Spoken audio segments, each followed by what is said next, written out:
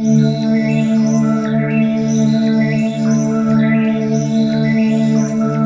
listened to the recording that you did. I forget the name of the host of the podcast, but it was the recent one that you linked me to. Oh, Josh.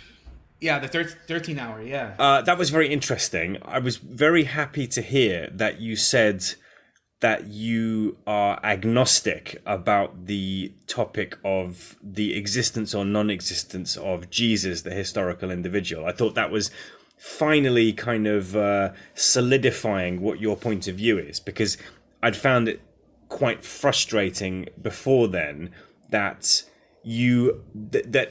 when you and I first started talking about it, I got the strong impression that you were uncritically assuming a historicist position, but then when I started to question you more about it, you started to that uncritical assumption started to break down to some extent. Yeah. Well, no, go ahead. Finish. Go ahead. You basically said in the email, what I meant to say was, if there had been a historical Jesus, then such and such would be the case. I think I can explain that, man, because I think, because I've studied this stuff so much and I've looked into so many different, avenues of thought on this, like John Allegro, there's so many different interpretations, and including Michael Hoffman's, I've come across his a while back, and I don't know how much from that website you've read, man, but you've inspired me to read a lot more. I don't know if you've already read through Michael Hoffman's entire website. But I've gone through maybe, I don't know, man, 20% of it. I haven't dug that because there's a lot of content there. Mm-hmm. And I don't know if you remember, I sent you the very first call I did on the Atheist Experience. And, I told one of the hosts that, yes, I'm open to the idea that whether Christ is literal or not. But I've never, I guess, really criticized or really critically thought about what position I hold. I never really thought to call myself agnostic about that. And you kind of, I guess, so long I've been going on these scripts where I could, if someone's talking about a literal Christ, I can go on talking about certain interpretations about that. And I think that I kind of immerse myself in these various interpretations that it didn't really matter to me either way. Whereas I think you're coming from the Michael Hoffman egodeath theory that matters very critically. Yes, absolutely, it does. Yeah. Yes, and so for me it was more kind of lax. And so when you kind of pinned me down, like I even said to my friend Josh there at the 13th hour on the show that, my friend Max, he pinned me to this notion like, well, what do you mean? Do you mean this or that? And I'm like, wow, I guess I'm agnostic about that. Yeah. I've never really had to phrase it that way, but I guess you made me realize that to a T. No longer do I have to kind of be wishy-washy about it and vague. I like how you kind of caught me doing in the very first one. But I think on the second one, I did say like, "Hey, man, you made me realize I was agnostic." I guess maybe I don't know if you re-listened to the second one. Yeah, I remember exactly what you're saying. Yeah, that you had kind of started to realize your agnosticism a bit more explicitly by that point. Yes, I remember that. Yes, yeah, basically yes. Because my overall project is to try to form a common shared bond between me and you in terms of the way that we think.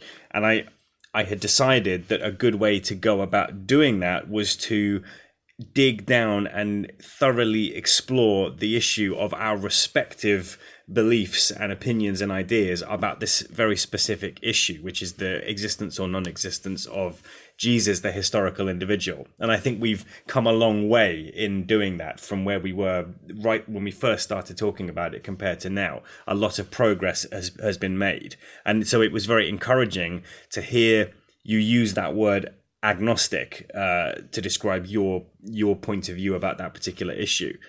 I agree, man. I believe I agree that we made progress as well, definitely. And yeah, I would love to discuss all the issues surrounding this, because I really think this this is going to be probably more interesting than the last two times we've spoken to each other on this format.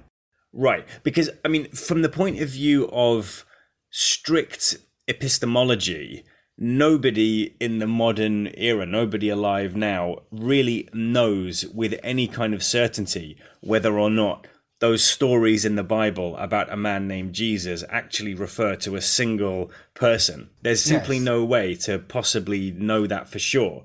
So the question isn't, did Jesus exist for certain, yes or no? Really, the question is, how do you personally interpret those stories about Jesus of Nazareth in the Bible?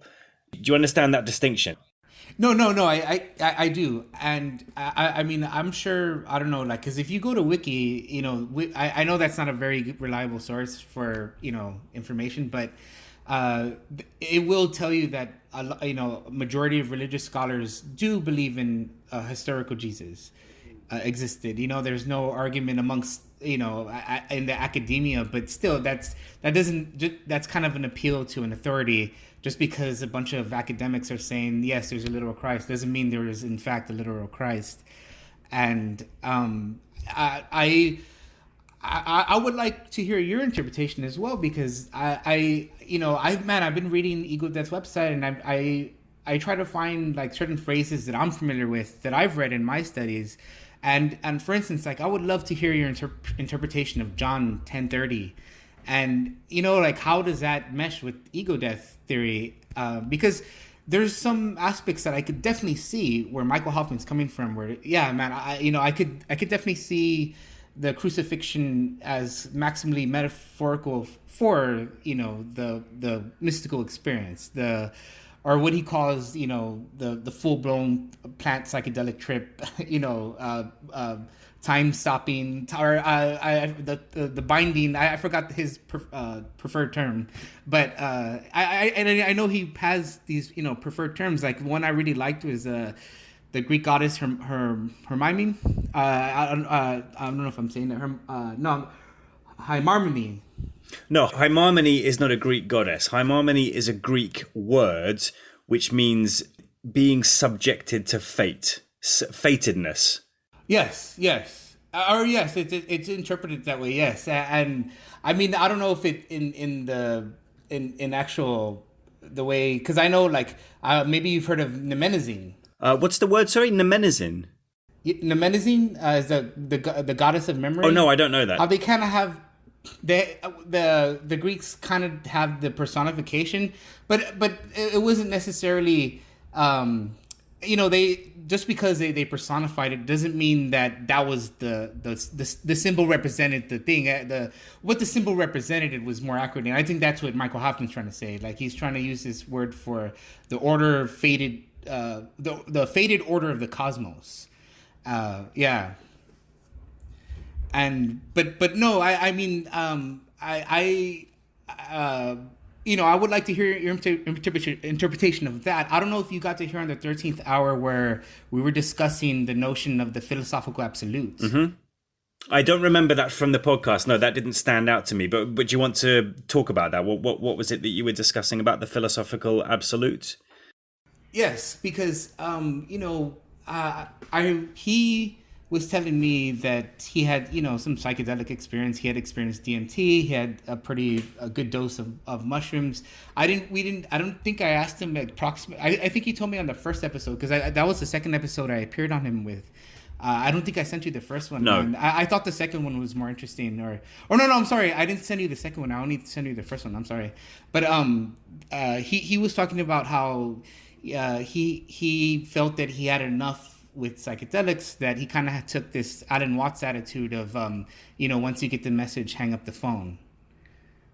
And so I asked him, have you ever had an experience of the absolute? And I explained how it's understood in philosophy, and he said no.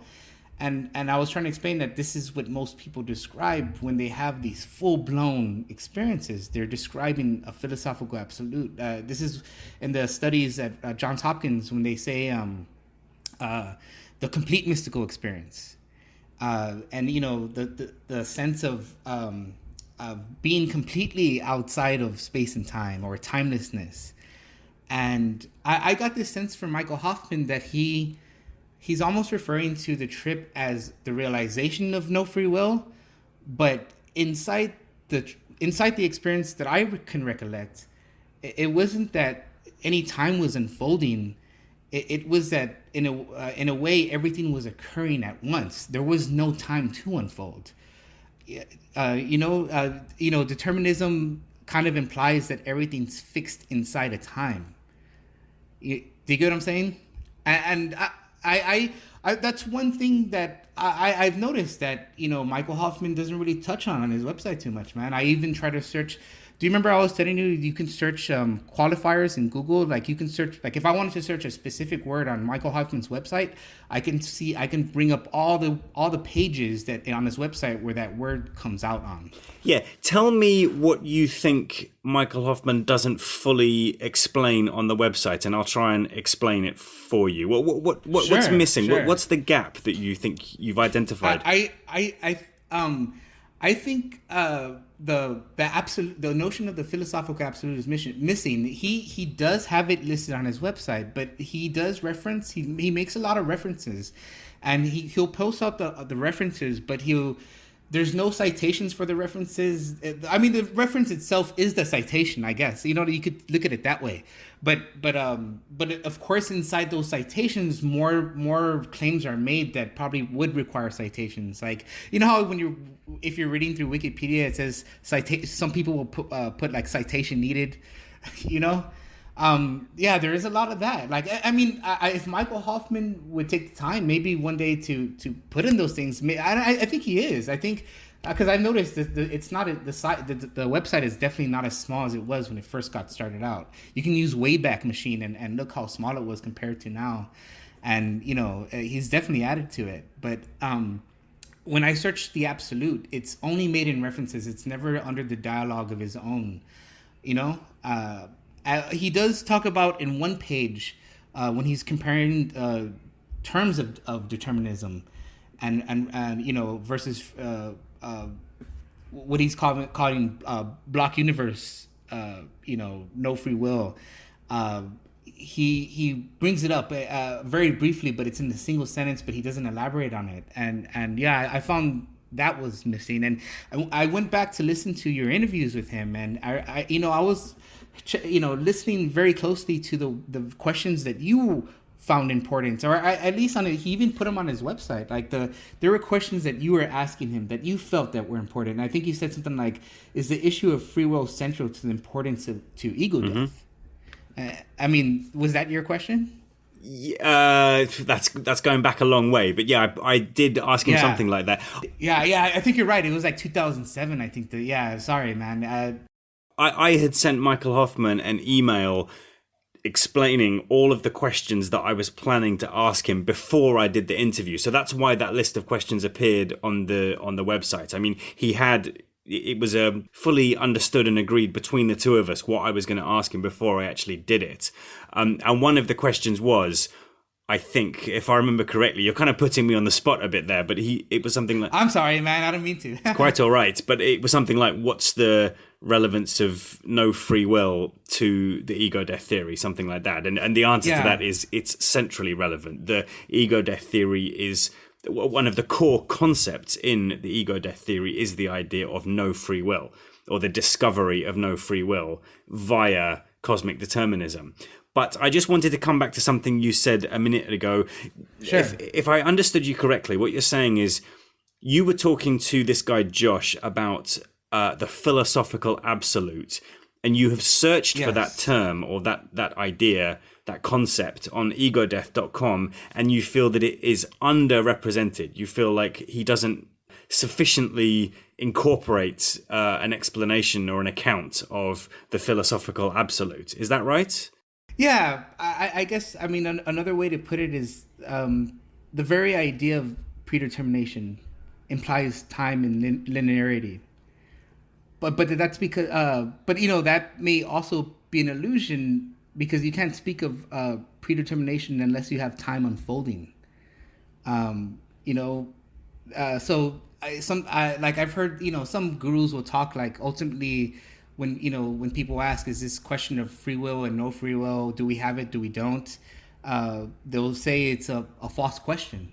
And, I wonder what Michael Hoffman would say about that. I've heard people say that. I'm not I don't want to jumble the semantics. I would love to hear your thoughts on compatibilism. I wonder how Michael thinks about that. Yeah, that's why I thought this episode would be really interesting, man. I really would like to. There's a lot of topics I would love to bring up. And I mean, if you have the one thing I wanted to make about Josh though was that he kind of sounded, because I kind of found it strange that he couldn't resonate with this idea of the absolute, Josh, and yet he was telling me that he was done with psychedelics. He felt that he needed to learn, and sometimes I don't agree with that because I don't know if you heard Dennis McKenna say that he's had criticism on this, supposed adage of Alan Watts, the hang up the phone once you get the message. He said, no, some people, sometimes it's a higher calling for them, and they feel they can always learn more and more every time they go inside that experience. And I think that may be true. There may be an end all be all. Like I think the absolute is kind of that, but you can never stop learning out of it, even though it is in a sense all things. At least that's the impression you get in directly experiencing that absolute. From what you're saying, there's three separate ideas that I am picking up in what you're saying, and I just want to try and untangle these three ideas. So on the one hand, you're talking about the philosophical absolute. Secondly, you made a really interesting comment there. You said that the idea of predetermination implies linear time or unfolding time. And thirdly, yes, you're talking about this Alan Watts quote, which I've never actually seen in its original context, I must say. I've only ever heard it being repeated secondhand by other people. I've heard it. I've heard it. Is it in one of his books? Do you know which one? Or is it in a talk? I've never read it in the book. I've heard him say it in lectures. Right. So. Okay. So there's those three ideas, and I'm not quite sure if you are trying to tell me that those three ideas are somehow mutually relevant to each other or not. Yes, I think so. I think they are. Yes. But can we try and address them separately? So, sure. One thing I wanted to say was you seem to be saying there's a lack of coverage of this idea of the philosophical absolute in the egodeath.com website. Yes. And there's one thing I wanted to ask you, because I heard your interview with Michael Hoffman. I don't know if I heard all of them, but I heard your, immense curiosity in whether he's had, high dose psychedelics, and he did tell you he had, psychedelic experience. I think he explained a real powerful experience with salvia. And I don't know if he's had other powerful experiences. I think he did say he took mushrooms. Yeah, right? In Amsterdam. And in Amsterdam, he made sure to point that out. I remember that. And well, anyway, I kind of got the impression that he didn't want to really focus too much on his own experience. He kind of went on to describing, LSD, rock lyrics, and he kind of went elsewhere. Do you feel that I'm pretty sure you take him at his word. He's had powerful experiences. Would you accept that, or are you skeptical of that, or do you believe that he's arrived through his psychedelic experience? So the way I understand that now, given that interview happened, I only ever did one interview with Michael Hoffman. That was in 2007 for the Psychonautica podcast. Okay. Yes. And it was the first thing I asked him. It was the thing I wanted to know the most. Is like, is this theory of yours based on experiences that you've had? That was the way I was thinking back in 2007. But now in 2019, looking back on that, I consider that to be somewhat foolish or somewhat folly to have been asking him about that in the first place. He didn't want to in any way incriminate himself or in any way try to suggest that he had done anything illegal, which is why I think he would have used the example of salvia divinorum, because that's legal, and also mushrooms in Amsterdam, because that is also legal. And he didn't say anything about doing LSD. But what I think is I shouldn't have asked him that. That question is really quite irrelevant, and it didn't really add anything to my understanding of the concepts or to the power of the interview in general. So I should have just left that question to one side. And perhaps he and I should have discussed the issue of self-incrimination before I even set out to do the interview. But Can I? Oh, well, is it only because you felt that at the time it was self-incriminating, or is it because you really felt the question was ultimately futile? Sorry, if I felt that it was self-incrimination. I didn't even think about the issue of self-incrimination because I didn't need to. Well, I mean, because that's what I'm asking. Like, how do you think of it now? Like, why do you think it was a bad question to ask? Because you thought, because it's crass to try to ask someone that's about these illegal substances something that can get them in trouble, or is it because you think there's really nothing to gain out of asking that question? I think both of those things you just said, but especially the first one, it's crass to some extent to ask someone about illegal activities they've done. I wouldn't ask someone who is talking publicly using their real legal name, like, have you ever burgled a house, or have you ever committed murder or something like that? No, it's funny you say that, man, because I know you've been to a lot of these conferences and you've met a lot of famous people doing it. And I don't come across famous people that often in my life. But when I do, for some reason, that's the very first question I ask them, you know? and are you familiar with Bone Thugs and Harmony? Oh, yeah, very much. Yeah. I got to see Busy Bone once. He came down to my town once, and he was doing a show by himself. He didn't have the group with him, but he went down to the pizzeria next to the show where the concert was, and I just saw him sitting down there. I'm like, what the fuck? That's Busy Bone. Let's go in and say hi. And like, I walked in. You know, I said, hey, man, it's the legend. And he's like, oh, hey, if you think so, man, if you think so, have a seat. And he told me to sit down, and I was sitting right in front of him. And I was kind of starstruck. My brother was even more starstruck. He couldn't even talk. I was having a conversation with him, and it got to where, we were surrounded by everyone in the room. They were just listening to me have a conversation with him. And the very first thing I asked him was, have you ever tried psychedelics? And he gave me an interesting answer. He said that he tried mushrooms, but he didn't hallucinate. So I told him, well, you just didn't take enough, man. And he laughed. And it went on from there, but it kind of sucked. It ended with him slamming his hands on the table, and he took off, pissed off, because I answered a question. The last question he asked me was, does evil exist inside meditation? And I didn't know how to answer that. Sorry, who asked who that? You asked him or he asked you? He asked me that. Because we got into meditation and all these things. We got into, so many different topics. But like in a 20-minute span. I got to talk to him literally for 20 minutes on across from a table. So you asked Busy Bone from Bone Thugs and Harmony if he had ever taken psychedelic drugs, and he said he had, but he hadn't hallucinated. I mean, just observe there is a big difference between a conversation that takes place relatively privately in a pizza restaurant versus a conversation that takes place on a podcast. That is true. That's why one of my fantasies is to try to get Dr. Roland Griffiths on a podcast, right? And kind of come clean with him. I wonder, because I always wonder if it was really, a psychedelic experience that inspired him to start that research. He, I don't know if you've seen his interviews, but in every single interview, in every single case, he will always say it was a meditative experience that influenced him. And, maybe he's telling the truth. I don't know. It's hard to say. Because, like, you're right. There is a stigma in academia. You don't want to be, discredited. You don't want to be, you don't want to get in legal trouble, so on and so forth. So there's a broader point which is emerging from this conversation, talking about whether people are going to be upfront and honest about their own personal drug-taking experiences, which is that there are forces in the world which would discourage or even prevent people from being honest about these issues. So if someone has had a mystical experience, they might, for example, be more willing and ready to say that it came about because they meditated without taking drugs than they would be to actually fully openly admit, oh yeah, I took LSD and I had this life-changing experience, right? So the forces of drug prohibition are very they permeate through the society in such a way that they might make people actually not want to be honest about whether or not they had taken drugs. Definitely.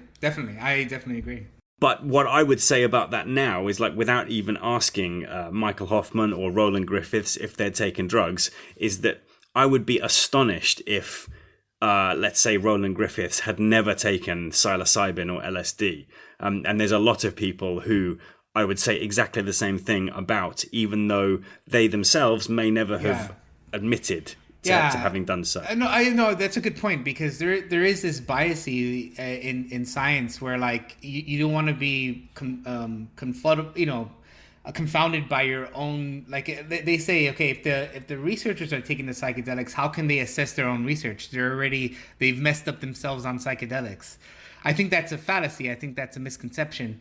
For instance, when police, some states where they were training to use tasers, policemen have to tase themselves. They have to get tased, not themselves, but they, usually someone else does it. But they have to get tased to understand the pain they're gonna be inflicting when they use this weapon, and how to more properly use it and so forth. And I think that's a better attitude. In other words, I think Roland Griffiths should volunteer himself into his own research if he wants to better understand it. Right. I'm sure you've heard of Robin Carhart Harris, right? Of course, brother. He's exactly the same. He's in the same situation. He does all these neuroscientific experiments on people under the effect of LSD and psilocybin, but he's very careful to say about himself that he has never tripped. That he's never used it. Yeah, he's never used it. Yeah, I've heard that. Yeah, I was surprised to hear him too. I question. I'm always like, because I heard Brian London. He's like, you really you shitting me? But no, yeah, he maintained, like, yeah, no, I'm serious. I never tried psychedelics. Yeah, but whether or not that is true or not is a completely separate issue from the fact that they've said it. And there are good reasons that they may have for not being honest and forthright about their own personal experience. Yes. Okay, yeah, that's the point I would think I was trying to get at you with. In other words, is really their experience necessary if they have a very logical understanding of what is happening. And you kind of, I had the impression that you were kind of accepting, like it was irrelevant for you to find out whether Michael Hoffman, tripped or not, because you saw the logic in his understanding. Yeah, regardless of whether Michael Hoffman himself has ever tripped or not, the point remains that the egodeath theory is about the mystic altered state of consciousness which is accessed via psychedelic drugs like LSD and psilocybin. It makes no difference whether Michael Hoffman himself has ever used drugs, because that's what because the value that I place in the ego-death theory is purely about the explanatory power of the ego-death theory with regard to the cognitive phenomenology of the mystic altered state, which happens via drug taking. But there's a lot of other issues that are opened up by this point. But I'm just trying to explain why I basically think that it was slightly foolish and irrelevant to have been so keen to ask him about his own personal experiences, given that he doesn't. It doesn't matter whether he's ever done it or not. But I just would assume that he had. I think maybe it was covering up a certain kind of maybe insecurity within myself. I wanted to hear him affirming to me that he had actually done drugs, but actually now that doesn't matter to me anymore. Now 12 years later, that's not a relevant issue to me. But in 2007, that was where I was coming from. That was more relevant to me then. I got that impression too. I figured, like, wow, Max seems like he's really curious about these things at this time. Yes, I mean that it wouldn't reflect our recent conversations. That's what I saw. That's also what I read too. That it was your concern at the moment. But can I just go back to the issue of you've said that Michael Hoffman does not employ the term philosophical absolute in his writing. He doesn't talk about it, and that for you is something of a gap in his writing. One suggestion that I would make to you to try to account for this and to try to fill that gap that you feel you have identified in Michael Hoffman's writing is, instead of searching for this term absolute or philosophical absolute, try searching for the term ground of being. Oh, yeah. I know. Well, hold on. That's a synonymous term with the absolute. Yes, absolutely. It's the same thing.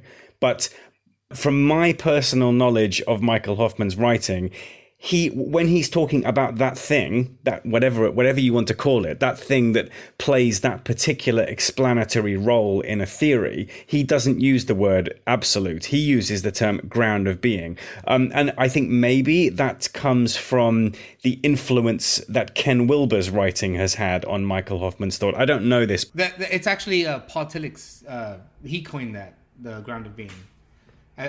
Who, sorry? Paul Tilloch, I believe he's the one that coined that. Paul Tilloch, I don't even know this person. Yeah, he's oh, a right, theologian. okay. He coined the ground of being, and but he was speaking of the same thing. Like mystics speak about having a direct encounter with the absolute, and he referred to it as the ground of being. That was his own term to express his own relationship to it, and or the ground of all being is another way it's said.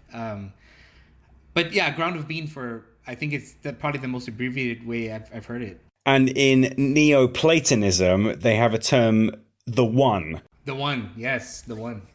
They also, in Greek, the word is hen, or tahen, the one. And that also plays the same explanatory role as the term philosophical absolute or ground of being, which is to say, it refers to the ultimate basis of reality, yes, or the ultimate source, the ground, the bedrock of realness. I will say this, like, I found it interesting that you said that the question of whether someone had the experience is irrelevant. The one in Greek mysticism is attained by henosis, and henosis is the contemplative state where the one is realized. It's the direct experience of the one. And whether they were using, psychedelics in the Eleusinian mysteries or the mystery religions, or they were engaging some type of meditative technique. I know Michael Hoffman definitely, is a strong adherent of it was psychedelics. There's no contemplative state that can access the one. At least that's the impression I get when I.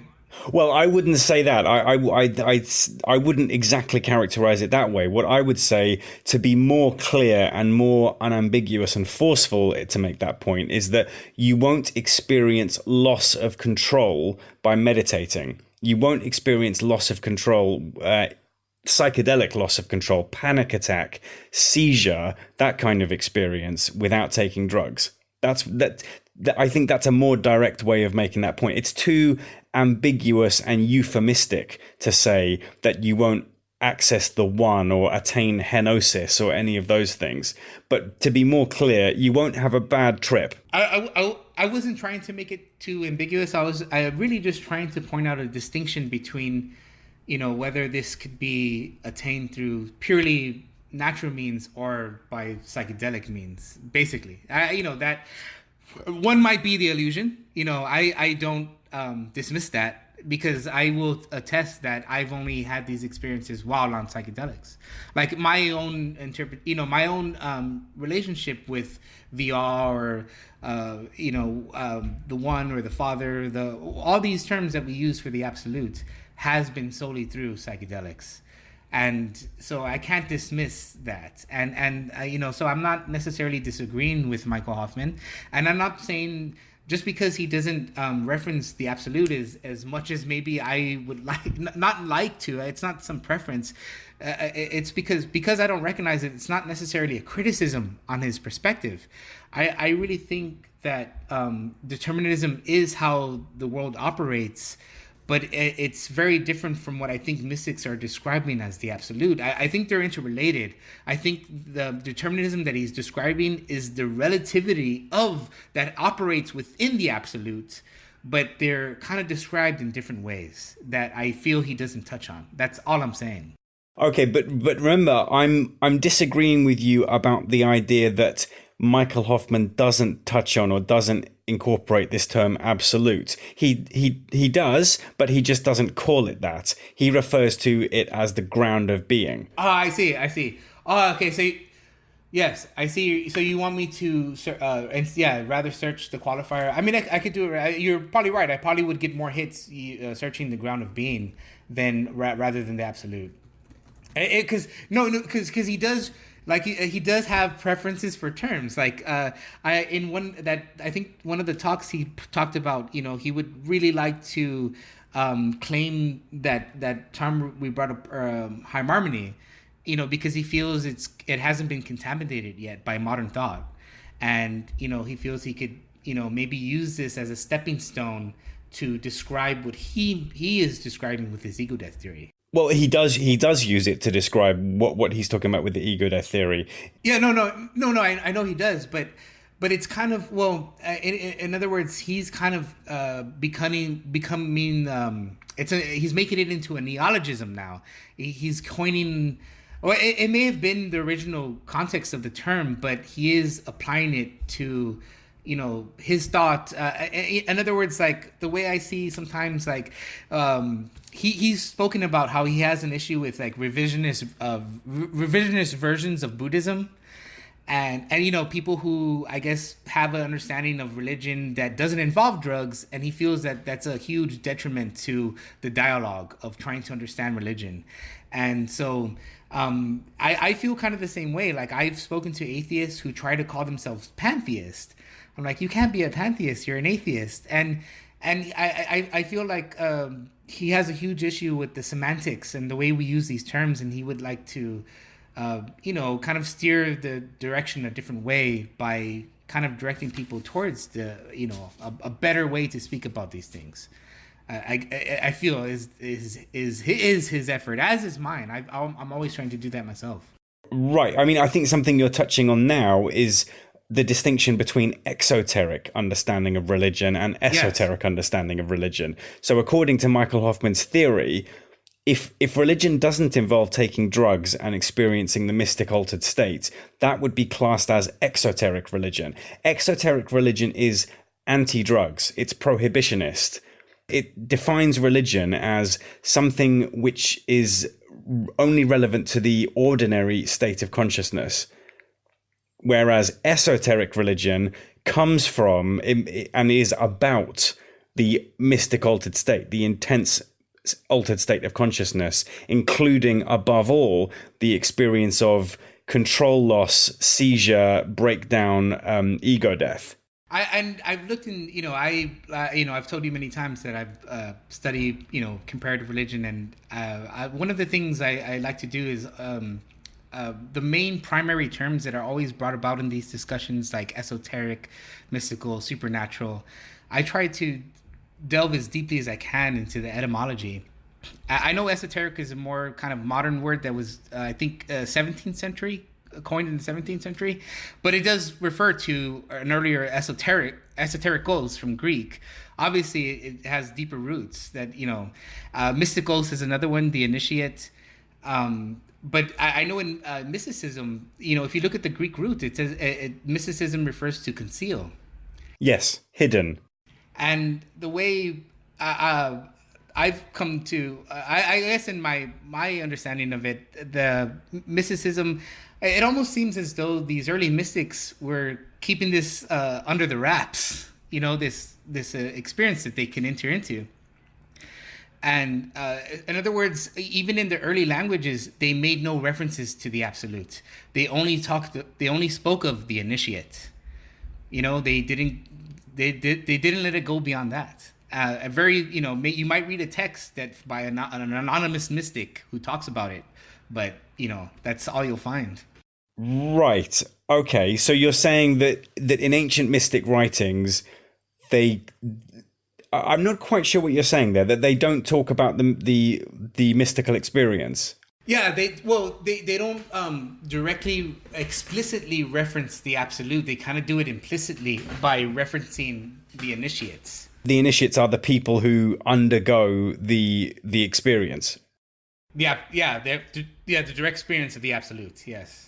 Right. Okay. I mean, in that context, I think that it might be slightly misleading to lean so heavily on this idea of the absolute. If you're saying that that is the object of the intense mystical experience and the ego death experience, that's true to an extent, but it isn't the best, most clear, systematic way of describing and explaining what the ultimate mystical experience is all about and what its object is. What Michael Hoffman would say in that regard is that the ultimate mystical experience of ego death isn't so much an experience of the absolute or of the ground of being, but rather it's an experience of losing control over the course of one's thinking and having an experience which can be modeled by the model of the four-dimensional block universe.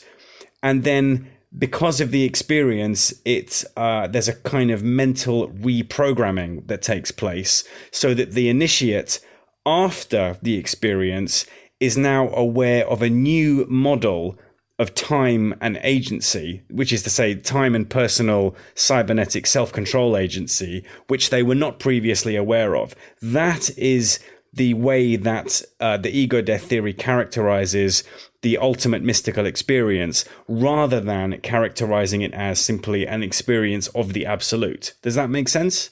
No, it makes perfect sense. That's precisely as how I read his website. When I read the material from his website, that's the idea I get.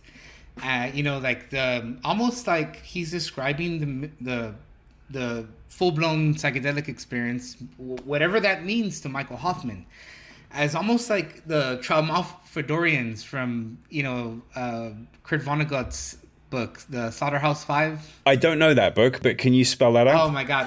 Okay. Well, basically, there's an extraterrestrial race in the book, fictional, of course, and they see within the fourth dimension, and so they see everything fixed in time, and they can do nothing about it. And there's in their own home planet, there's a huge someone makes a huge mistake and it blows up the planet, but they can do nothing about it. Their philosophical adage is "so it goes," because they know nothing can be done about it. And it almost seems like that's what he's describing the experience as. Who, Michael Hoffman or Kurt Vonnegut? Yeah, Michael Hoffman. Yeah, no, Michael Hoffman. I was using that as a metaphor to describe how kind of Michael Hoffman seems to just be describing the experience, like kind of like almost the Ramesh Balsekar esque revelation that everything is predetermined.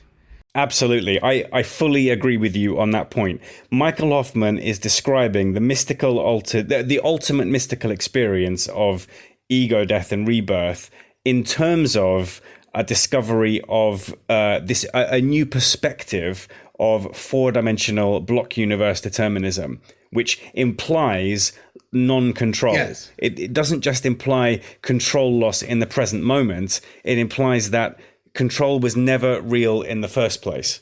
Yes. Kind of how when I don't know if you've seen the video of there's a guy who comes up to Ramesh Balsekar and he asks him, well, if everything's predetermined, what do I do? And Ramesh says, nothing. You haven't been doing anything anyway. You've been living your life up to this point thinking you are the doer. You will leave from here, thinking you up to this point you were thinking that you're a doer, but you leave from here knowing that you're not the doer. The only difference between Michael Hoffman and Ramesh Balsekar in that regard is that Ramesh Balsekar's thinking is based in the ordinary state of consciousness, whereas Michael Hoffman, the ego death theory, is based in the mystical state of consciousness. Other than that, they're both making the same point about predetermination or eternal predestination, how all points in time are eternally fixed in the block universe. Yes, so this kind of relates to what I was questioning about earlier when I said, why don't you feel that the question of whether he had the experience is relevant? And you said ultimately it's irrelevant as long as they realize this principle.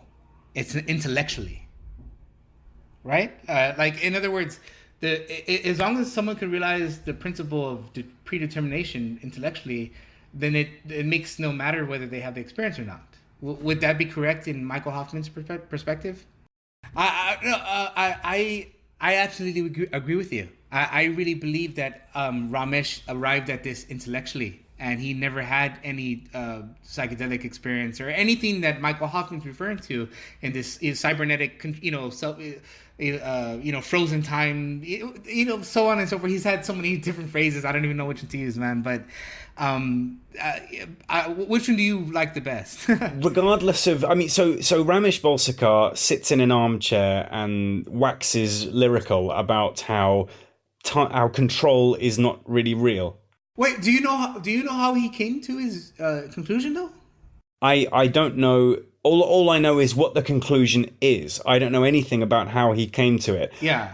But regardless of how he came to it, and regardless of whether or not Ramesh Balsekar had personally had any experience of psychedelic drugs, the intense mystic altered state, anything like that, the point is the words that he uses do not incorporate the idea of an experience of profound and intense loss of control. Whereas Michael Hoffman, very much to the contrary of that, absolutely centrally fixates on an experience of intense and profound loss of control in the psychedelic state of consciousness. That's what the theory is about. So that there is the major distinction between the two thinkers, although the model of time and agency that they employ in their thinking is basically exactly the same.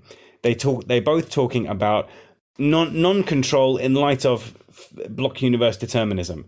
Yes, block universe determinism. Yeah, I know. I absolutely agree with that. I felt that Ramesh arrived at it purely intellectually, and even if you examine how he came about it, you can. I was just going to further prove your point that he actually was a translator because he can speak English and he knew Hindi. He was a translator for Nisargadatta Maharaj. Are you familiar with that guru in India? No, is that someone who has lived recently, or is that someone that lived hundreds of years ago? Yeah, recently. I mean, he was born in 1897, but he died in 1981, and Ramesh was his translator. And so when people would come to see him, Ramesh would explain the difference between Ramesh and Nisargadatta is that the Maharaj experienced it directly. Ramesh didn't. And he only understood it intellectually. But Maharaj gave him permission. He said, you know what? You speak on it so well. I give you permission to speak on it. But he was only speaking on kind of the reflected glory of Nisargadatta, And he didn't have an experience for himself. Whereas the guru was speaking from a direct experience. And so, yeah, I believe, man, I that's why I absolutely agree with everything you said, that Ramesh arrived at it intellectually. That's why he said, for him, it was a revelation in the intellect, like he was like, gather around. I just realized with enlightenment, it means there's no free will. That's how he expressed it the very first time he approached it. And I don't know if you heard that. But that's the way he had it. He's like, oh, gather around. But atheists come to this conclusion, like they listen to Christopher Hitchens and they listen to Sam Harris and like, oh shit, I just realized, guess what? All religions are bullshit. Gather around. You know what I mean? They get this kind of same bump, but it's very different. You know what I mean? Nisargadatta is talking about a direct experience. We're not talking about an intellectual revelation. We're ultimately talking about an experience. Yes, which leads to an intellectual revelation. Yes, which leads to intellectual revelation. Yes. But the intellectual revelation is grounded in the altered state experience. It's not grounded in the ordinary state experience. So in the ordinary state of consciousness, it seems as if time is linear and personal egoic control is completely real. I can be completely convinced that I am able to make a decision which will determine my future in the present moment. So I can do one thing or I can do a different thing. That way of understanding control is perfectly consistent with the way that the ordinary state of consciousness is structured. However, it could still be true that determinism is the case, and that actually that way of understanding control is false from the ordinary state of consciousness. So in other words, the ordinary state of consciousness doesn't tell you one way or another whether free will is true or whether free will is unreal. It kind of leaves that up to you, but it strongly suggests that free will is real. I have a very convincing impression when I'm in the ordinary state of consciousness that I have the freedom to change and to determine my future, that I can literally decide what I'm going to do in 5 minutes from now. So the ordinary state of consciousness suggests the reality of egoic free will, and that seems to be the background against which Ramesh Balsekar and Sam Harris's thinking is taking place. But the ego-death theory is talking about something different. It's talking about a different state of consciousness, a different mode of cognition and experience in which it doesn't feel as if the future is open to being changed, or the future is open to being decided and determined by my egoic power. It can feel, when you're tripping really, really hard, as you know, that everything has already happened, that there is no future left to decide or to change, right? Yes, but I'm curious to how you understand that, because I don't know if you related to that Trimalfidorian, metaphor I said earlier. If you didn't resonate with that, how do you, in other words, do you feel when you take psychedelics that you're still an entity, only that you're an entity with no control? I don't completely cease to exist, but that the way that I understand what constitutes my existence is radically transformed, that I'm no longer a free will agent, that I'm actually subject to harmony, subject to fate. But nevertheless, you still always felt that you were an entity, despite being in control or not. I'm just trying to, I'm just trying to figure out what you exactly experience, because I could try to question you a little bit more closely. Let me see. I don't know if you've probably heard this metaphor in Eastern philosophy, non-duality, where they speak of the subjective experience, that is the entity that thinks it's having this experience, and the objects, which are, the external reality, the universe the world you're standing on, the universe you're flowing through. There is always a distinction between those two, between the what Alan Watts would call the skin encapsulated ego, and versus the external reality. Did that, in other words, that distinction, did it ever dissolve for you to any extent?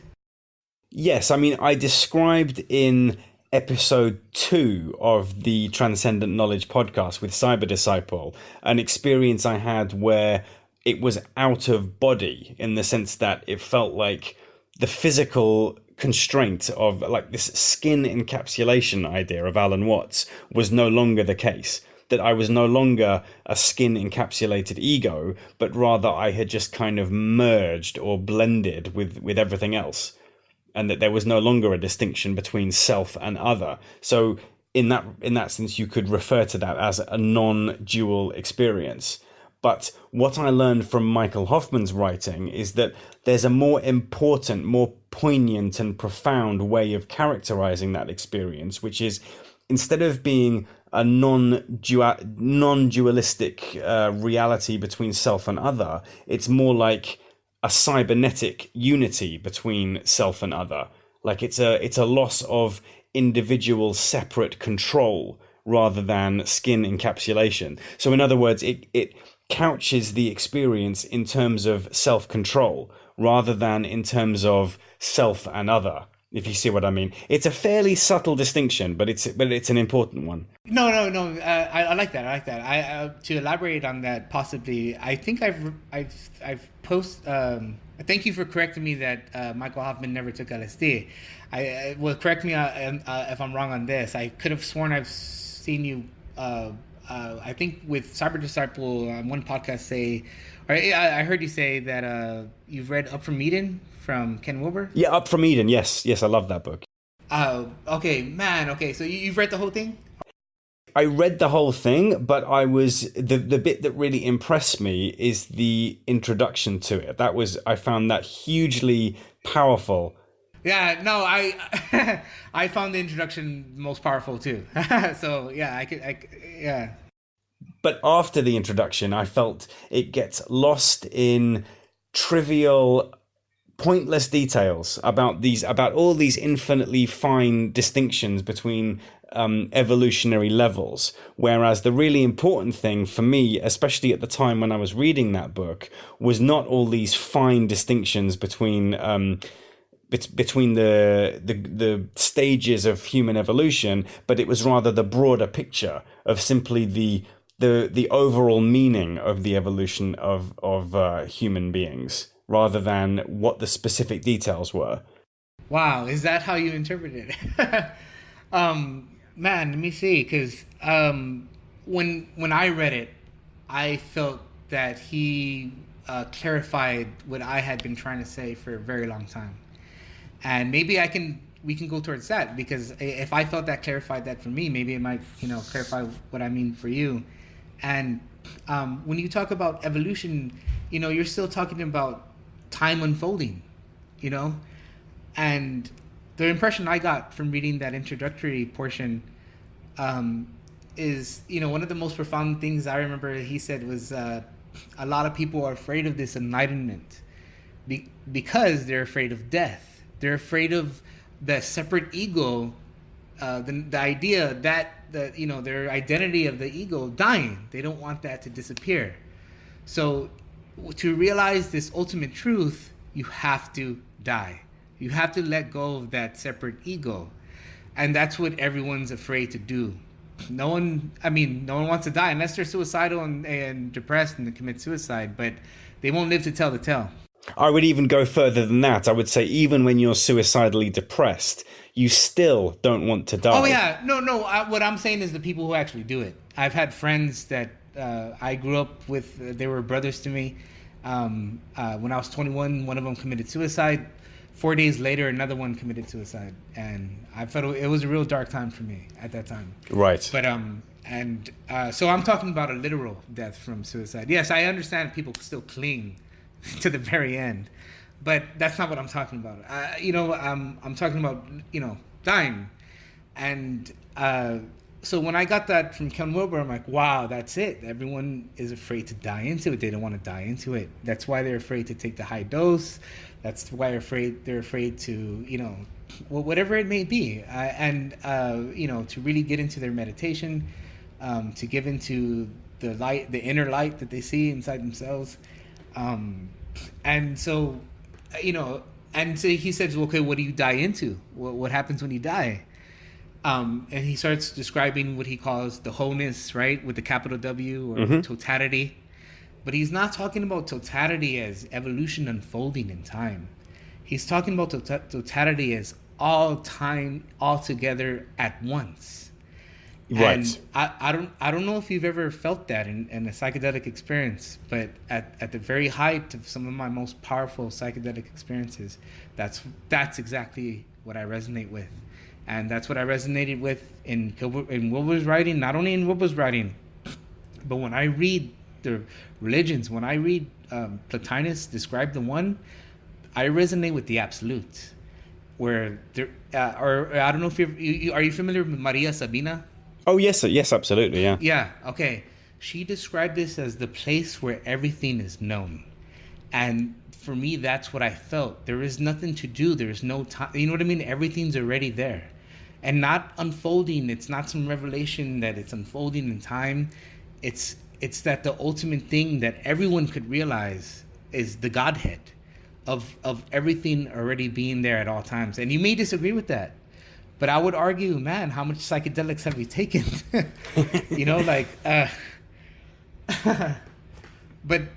I don't know. That's what I couldn't see in Hoffman's writing. In listening to his interviews, I couldn't see it. And I don't know if he's trying to brush off his psychedelic experience or if he's trying to avoid the authorities, but I couldn't see it. No. What he's saying first and foremost is that the psychedelic, the intense, ultimate psychedelic experience of ego death can be modeled as discovering this new perspective of eternalism or block universe determinism, according to which there when you say it's modeled as, you're talking about still the fruits of that realization and coming back into this reality, and so you're not talking about being inside the absolute. For me, at least the way I understand it, and for the mystics, yes, they come back with these fruits from the absolute, and one thing it led me. The whole reason I found his website is because I was trying to understand how can there be an absolute, For me, that was the question. How can there be an experience where all experience is already done? It's already happening. There's, how can there be such a thing? And I thought in my own intellect, intellect or, mulling over all these things, I said, what if the reason that's there is because everything in life is predetermined? But that was my own speculation on the absolute. That wasn't some revelation I had. Do you see what I'm saying? And so when I started speculating it, okay, what if everything is predetermined? I actually became really depressed. I right after my very first powerful trip of experiencing this, I became severely depressed, man. I thought, well, if everything's predetermined, there's no meaning. I went into this dreary thing. And it wasn't when I started studying major religions like Eastern philosophy that I lost that I saw how they saw it. And if you examine Buddhism, they talk about a compatibilism. And I don't know, that's why I wanted to ask you, what do you think about compatibilism? What does Michael think about compatibilism? Michael defines himself as a compatibilist. But wow. Okay. Well, maybe he ultimately agrees with this. In other words, I think I'm not disagreeing with Michael. I'm not saying that. I'm just saying we seem to be coming from different places, but that ultimate thing, whatever it is to be, found, does the fruits of that do reveal very similar views. Like Ramesh came to the same thing. He didn't have the experience. Michael's talking about the same thing. He may or may have not had the experience. I'm talking about the same thing. And I had this experience, which I described differently, but I still intellectualize it. I still come to this model, as you're saying, in the very same way as you do. I don't think there's very much that we disagree on. And you pin me on the Christ. You may not believe Christ was a literal person. I can agree with that. I can buy into that. Like I said earlier, in our previous talks. And that may be the only contention we have. Other than that, our views are very, very similar. And that's really a position that I was kind of hoping that we would eventually arrive at. And I think there's still more work to be done to fully flesh out just the extent to which we are exactly on the same page as each other, and that there's not really any disagreement between us. But yes, we aren't quite there yet. I'd like to wrap this conversation up now. I'd like to suggest one thing. You talk about this feeling of depression that you had when you had this experience where you felt something like block universe determinism, where everything had already happened, that there was no linear unfolding of time, that kind of thing. Yeah. There's a word for it, which Michael Hoffman has used, which I think might resonate with you, which is acedia, ACEDIA. So look up that word and see if that resonates with you. I would definitely look it up, man.